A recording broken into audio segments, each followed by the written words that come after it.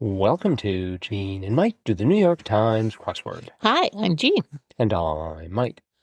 And today we are doing the crossword for Thursday, June 4th, 2026. So, just a month before your country's 250th birthday. Yes. Did this crossword make you feel patriotic? No. No? Not a bit. No, not even though there were several American companies in the grid? No. Okay. All right. Well, glad to confirm that. Uh-huh. What did this crossword make you feel? Well, first of all, just to look at it, there were 4 squares that were different, and they were larger, but then they kind of were shaded to make them look almost 3D. Mm-hmm. Did you think that was kind of unusual? I noticed there was something about them. I guess I just really picked up on the fact that they were larger. Uh-huh. Well, And it might depend on what device you're doing this on, too. that's true. But with my computer, it almost looked like they were, like they were 3D? 3D. They were a little taller than the others. But anyway, so that was different. Mm-hmm. I don't know that I'd ever seen that effect before. But this was a fun one. Mm-hmm. And I did it with our daughter, and she loved it, especially when we figured out the theme after getting 2 of the letters that belonged in the boxes. Then she was just like determined she was going to get the other 2, and she did. So, Well, good. so anyway, yeah. The 4 boxes, they were just scattered throughout the puzzle. And they turned out to be rebus boxes. But you didn't just put, 2 letters. You had to put, several letters. For the first one was at 11 across, which was last over the line, say. And you had just three squares. Mm-hmm. And I knew the first one was an S because 11 down, the answer was super ego. And Oh, so you knew that? yeah. Oh, I'm impressed. And then 13 down was links opening was the clue, and that was tee shots. So then the 12 down, the one in the middle, was conservative guesses. And we put estimates, just E. Well, then that gave you the word set for last over the line, which didn't make a whole lot of sense. But also that wouldn't fit. Because yeah, estimate fit. Yes, but this was plural, conservative guesses, so it had to have been estimates. Oh, okay. But still, carry on. Okay, well, anyway, it didn't work because set definitely didn't mean last over the line. Sure. So then we went down to 47 across, which was downward dog and others.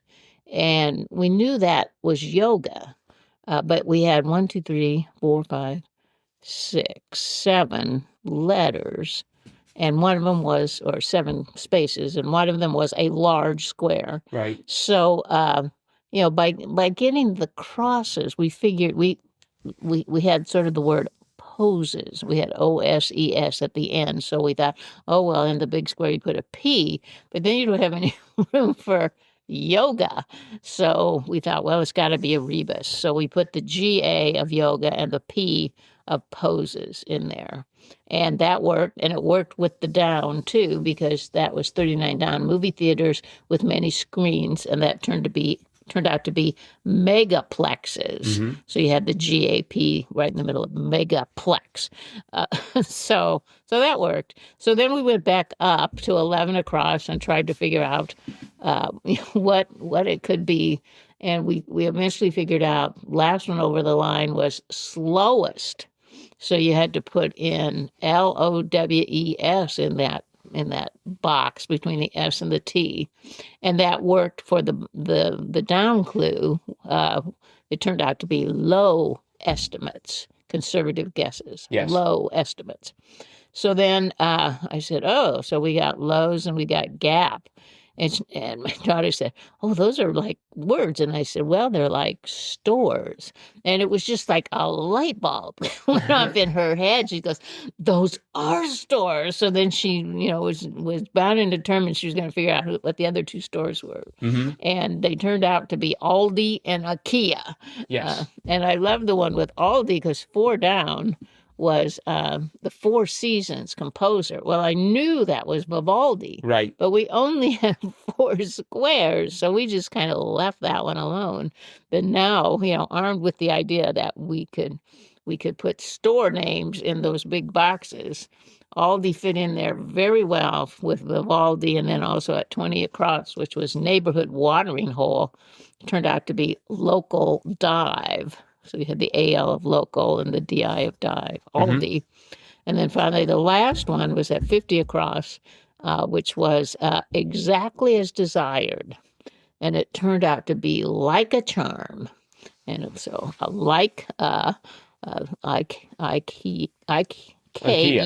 Yeah. IKEA.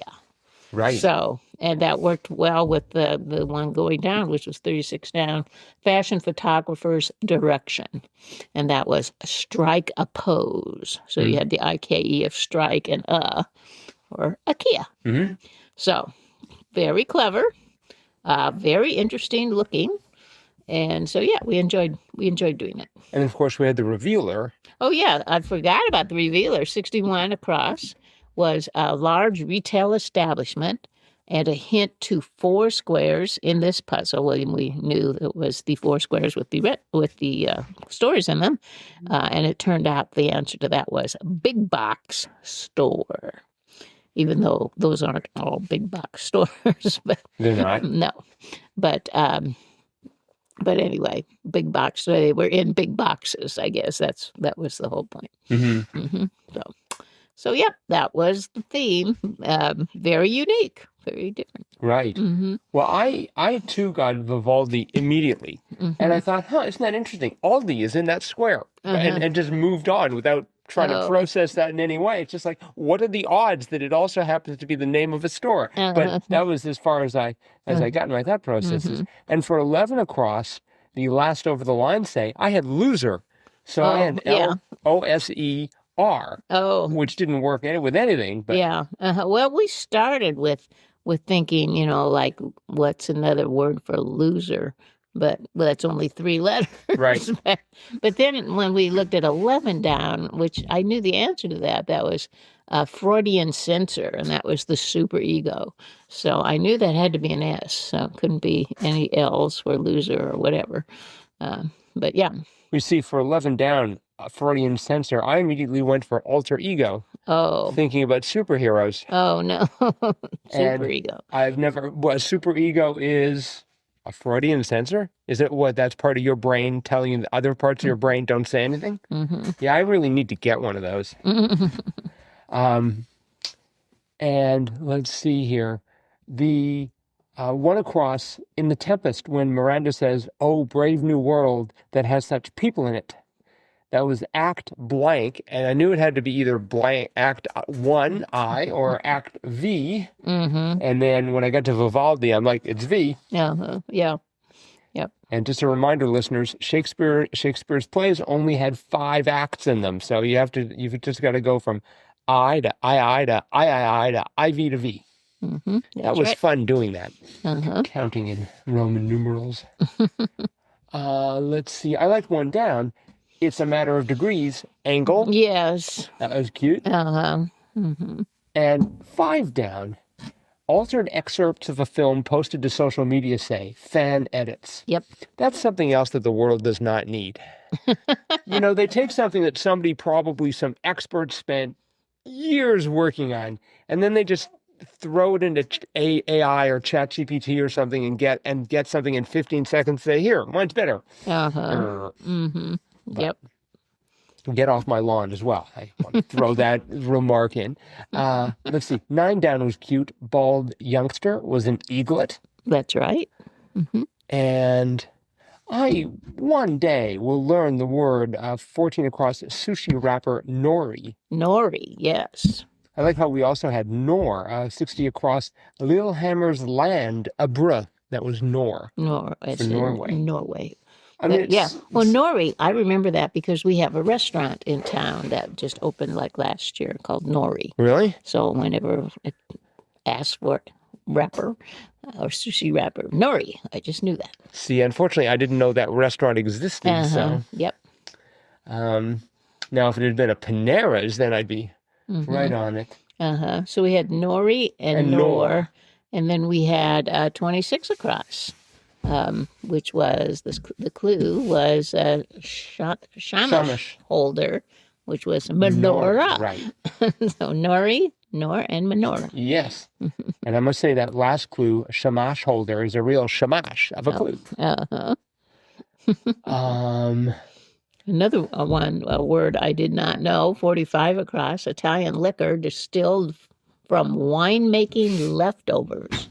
Grappa, or grappa, I'm not sure how you pronounce it. I don't know, but I'm still mad. I'm still mad about the Italian wine from last Saturday. So. Oh, dear. But let's see. 41 across. I did not know this. Broad-shouldered Titan was Atlas. Yes. I guess I didn't realize that Atlas was a Titan. I didn't know that either, but our daughter certainly did. She got that right away. Right. So she knows her mythology. And that crossed with 35 down. Just do it and think different. And I thought, oh, those are ad slogans. And then I thought, like, ad mottos or something, or company mottos. Right. But they were just taglines. Taglines, yes. Did that come to you?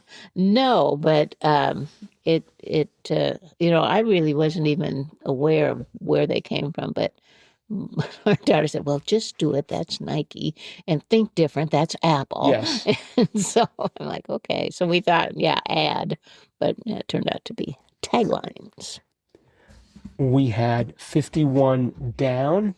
That was soft rock, ? And that was magma. Yes. I thought that was cute. And then 52 across, 151 once, CLI. Yeah. That was pretty funny. Yeah, it also stands for command line interface. Oh. I will mention apropos of nothing. And then 65 across. That was where the man gave names to all, the birds in the sky and all the wild animals. And the answer was Eden. That's correct. So is that the reason why, you will recall our conversation from yesterday, we were talking about the fact that there was a seal called a crab eater that didn't actually eat crabs. So did Adam make a mistake? I don't know. That's my hypothesis. So, all right. Well, this was by Joe Dini, and he's done a number of really good crosswords. Oh, yeah. I remember the name. Yeah. And always unique. yes. I think that is it for the crossword. But before we go, we have a bit of listener mail. Oh, okay. And this is actually from someone who clicked on the send fan mail link. Oh. And they write in to say, Mr. October, Reggie Jackson, that's Mr. November, Derek Jeter.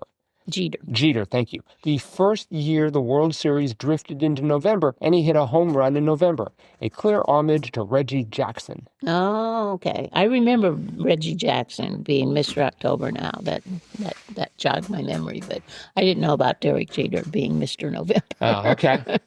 And he hit a home run in November. Wow. Right.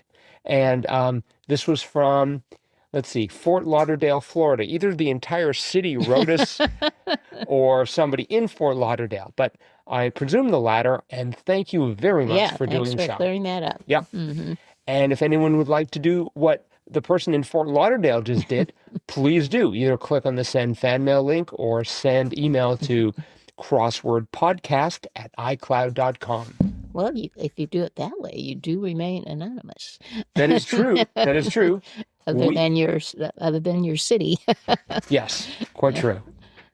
All right. So, Friday's crossword is going to be out soon? Yes. What do you think? Is it going to be hard, easy? Yes. It's going to be hard. I think it's going to be hard as well. We'll find out for sure, and we'll come back to talk about that crossword tomorrow. Bye-bye.